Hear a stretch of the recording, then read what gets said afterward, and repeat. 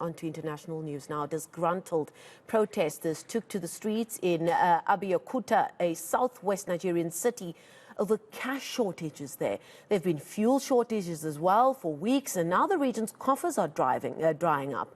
The tensions are rising as the country prepares for the 25th of February elections. For more on this now, we're joined by correspondent Tesem Akende, who joins us now from there, from Jos in Nigeria. Tesem, thanks for your time. Now, the order came in October last year. The central bank decided to change the value or change the local currency, or at least its banknotes. And now we sit quite a few months later, and we're hearing more and more reports from different parts of the country about cash shortages, and that indeed fueling frustrations that's ending up on the streets. What is the latest from your side?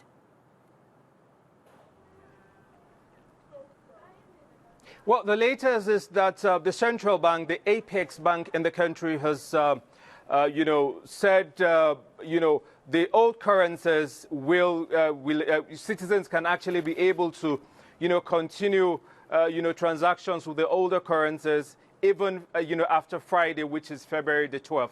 The central bank had before now said it was going to do that, or, printed new currencies to, tackle corruption. I mean, citing different reasons to tackle corruption, to mop up cash, different, try to know how much was actually out there in the,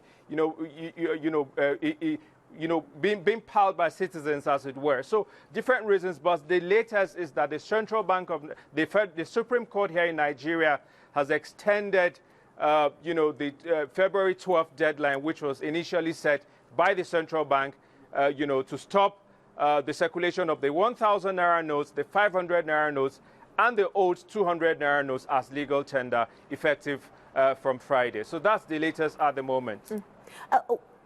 What is fueling the, pardon the pun, fueling the shortage in fuel? We do know that for some time it's been difficult to get easy access to fuel, long queues of people trying to fill up their cars, but it really seems to have become an even bigger issue over the last few weeks with, again, frustrations spilling over with people becoming increasingly frustrated with not being able to get fuel. We know that Nigeria is an oil-rich country, but does have to import its fuel. Has there been a new development that's led to an even bigger crisis in fuel access?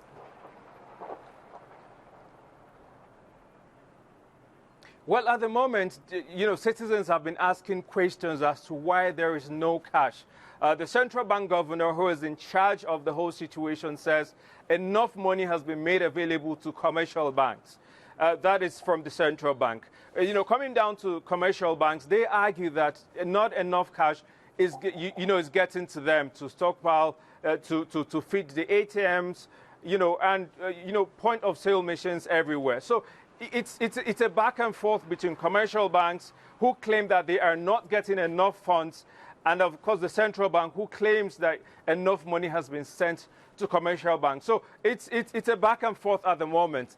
President Muhammadu Buhari has had meetings with the governor of the central bank and some governors who say their subjects are really going through hellish times. The president has assured citizens that before Friday, there will be enough change on the positive note, and there will be enough cash in circulations. We're waiting for Friday, and we're hoping that the president's, promise that things will actually change for good will come out to be actually true. At the moment, we're watching and we're hoping that things will actually come out well. But that, as it stands, people are actually going through a lot of challenges occasioned by lack of cash, be it at the ATMs and the point of sale, services, where many people actually, go to get cash. Has there been any information as to what's behind this latest lingering fuel shortage?